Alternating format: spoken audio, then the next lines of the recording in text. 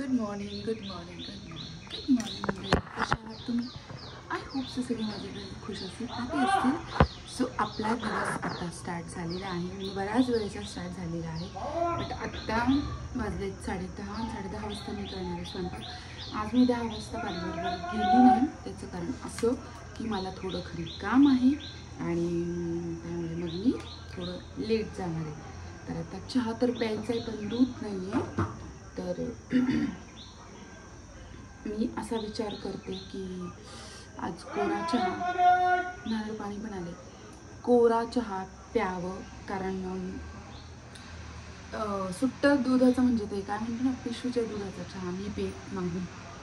कारण मला त्याच्या वासाने कसं तरी होतं. सो ह्या दुधाचा आपण चहा बनवू. सॉरी, ह्या पाण्याचा.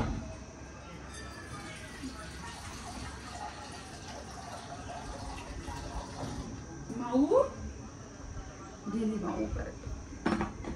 तर पटपट पटपट आवरते पाटपाट. आणि पिलूशी बाबा बसले तिकडे किती वेळचे उठून, आणि साखर काढायची पण ती आता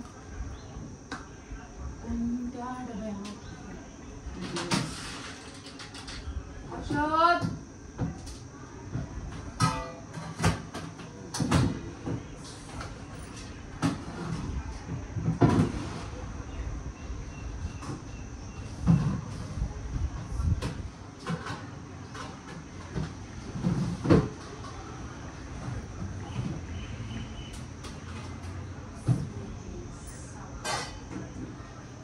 साखर अपने को मिल गई है, चलिए लेके आते हैं. हर्षाची झाली इथे अंघोळ आणि मी हीच साखर खाते. ही साखर ॲक्च्युली माझ्या मम्मीने मला सजेस्ट केलेली. छान साखर आहे. तर समथिंग 10-1 किलो असते माझ्याकडे. एवढी आहे, 10 किलो आहे. ओके. कारण बार किराणा भरायला मी जात नाही. मी एकदाच किराणा भरते, तो पण माऊ. ओके चलो, उनको उठाते ही. ये कुछ तो भी देख रहे हैं, कुछ तो भी देख रहे हैं. काय कुठं गेली होती तू? कुठं गेली होती?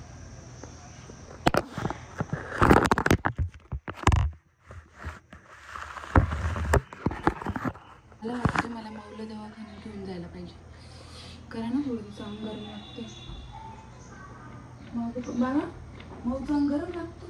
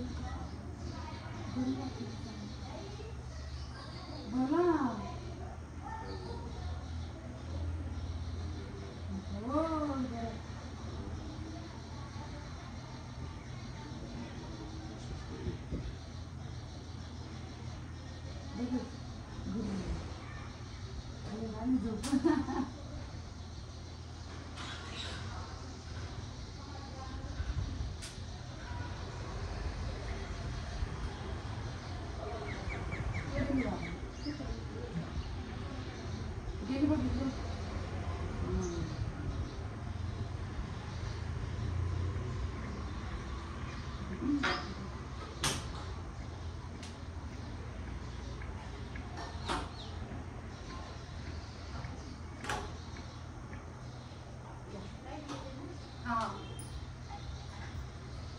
मावडा मावडा बसा काकू. शनो शनो शनो शनो पिल्लू माझं, पिल्लू पिल्लू. शनो शनो शनो. आता एक आजी आल्या काकू, त्यांच्याशी बोलते. तेच काम होतं, तेच बोलायचं होतं त्यांच्याशी. बोलते आणि भेटते. सो हा आहे आमचा सकाळचा मिनी आहे सकाळचा फुल व्लॉग. तर ह्या व्लॉगमध्ये इथे हे करत होते देवपूजा. आणि मगाशी मी तुमच्यासोबत बोलली पण आता नाही बोलू शकत होते कारण ते पूजा करत होते. आणि सकाळी सकाळी मी इथे आय थिंक बनवत होते पोहे. तर पोहे बनवताना माऊ बघा पाठीमागं कसं करते.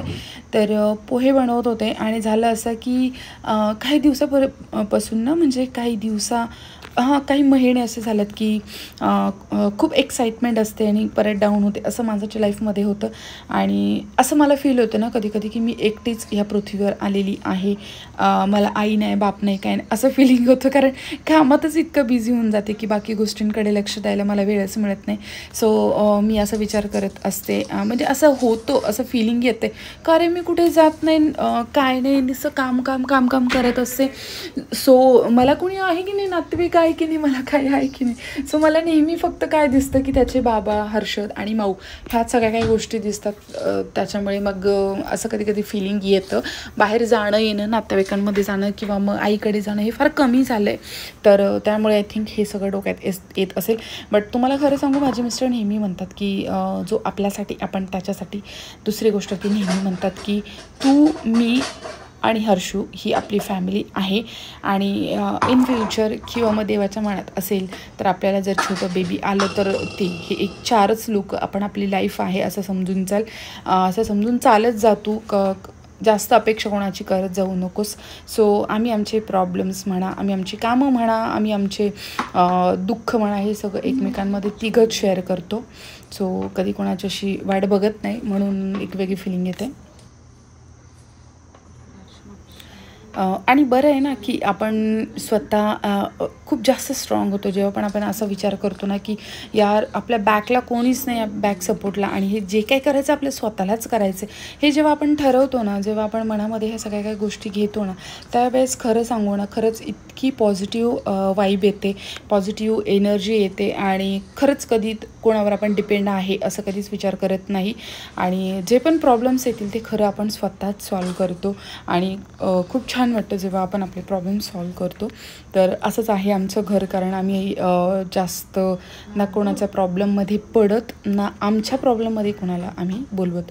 तर तुम्ही इथे बघू शकता की त्याचे बाबा इथे असं टॅवेल वगैरे लावून येतात. तर प्लीज इग्नोर ह्या गोष्टीला, त्यावर काही कॉमेंट कोणी करू नका. त्यांचं ऑब्व्हियसली कोणाचं आपल्या घरात असलं तर कोणी पण असं फ्रीच राहतं, कारण आम्हीही तसंच राहतो. मी सुद्धा शॉर्ट्स वगैरे घालते, मी सुद्धा आत्ता दुपट्टा माझं लावून मी काम करते. त्याचं कारण असं की फार भयंकर अशी गरमी होते आणि गरमीने मला फार त्रास होतो. तर मला कम्फर्टेबल वाटतं असं फ्री कपड्यांमध्ये, म्हणून मग मी तसे घालते. आणि शॉर्ट्स पण मी खूप घालते माझ्या घरामध्ये. सो मी कम्फर्टेबल आहे त्यामध्ये. आणि नेहमी माणसाने तीच कामं करावी, तेच कपडे घालावं की ज्यात आपण कम्फर्टेबल असावं. आणि एवढं नाही की दुसऱ्याला त्रास होईल बघून, बट कम्फर्टेबल कपडे घालावे. तर सकाळचं माझं इथे चाललं होतं लंच बनवण्याचं काम, म्हणजे दुपारचा स्वयंपाक. आणि त्याचसोबत मी इथे चहा पण बनवला. देन त्यानंतर आमचं जे माऊ आहे ना, माहीत नाही पण त्याचे बाबाचे जे कपडे असतात ना, त्या कपड्यांसोबत इतकं खेळतं ना. त्यांचे कपडे तिला एवढे आवडतात ना, I don't know Y, but तिला एवढे आवडतात ना, भयंकर आवडतात. आणि त्या कपड्यांवरती डायरेक्टली जाऊन बसते आणि काय आनंद घेते कोणास ठाऊक. भयंकर लेट झाले, भयंकर. मला एका मीटिंगला जायचं आहे आणि भयंकर लेट झाले, भयंकर. काय सांगू तुम्हाला माझी अवस्था.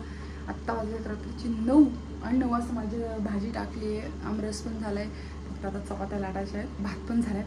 मला एका मीटिंगला जायचं आहे, एवढं लेट झालं. मी बघू शकतो तुम्ही पाठीमागे.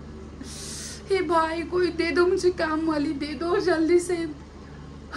लिटरली खरंच दिवसभर पण एवढे बिझी होते.